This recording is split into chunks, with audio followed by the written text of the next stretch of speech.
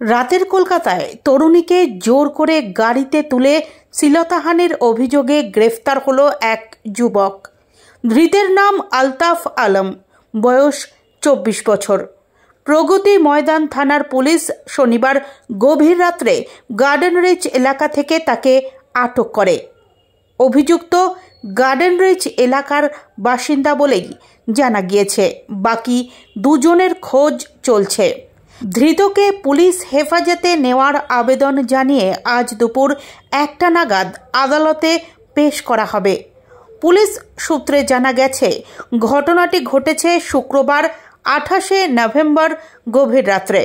অভিযোগকারিনী জানিয়েছেন, বাইপাসের ধারে প্রগতি ময়দান থানা এলাকার একটি জায়গায় দাঁড়িয়ে থাকার সময় 3 জন যুবক তাকে জোর করে গাড়িতে তোলে। এরপর চলন্ত গাড়ির মধ্যেই শুরু হয় অশালীন স্পর্শ, কটূক্তি, গালিগালাজ ও শারীরিক নির্যাতন। ধস্তাধস্তিতে গোটা শরীরেই আঘাত পান তিনি। অভিযোগ, নির্যাতনের পর ময়দান এলাকার কাছে তরুণীকে গাড়ি থেকে ফেলে পালিয়ে যায় অভিযুক্তরা। রাস্তায় বসে কান্নায় ভেঙে পড়া ওই তরুণীকে দেখতে পেয়ে টহলদারি পুলিশ এগিয়ে আসে এবং তাকে উদ্ধার করে।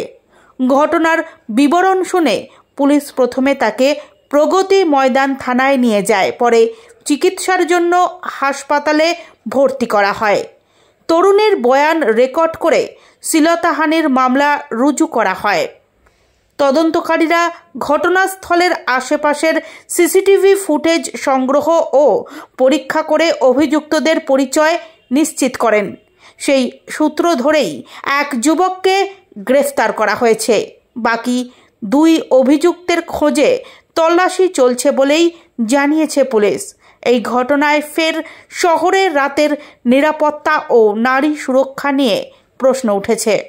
রাতের কলকাতায় এমন ঘটনা রুখতে আরও কড়া নজরদারির দাবি জানাচ্ছেন অনেকেই।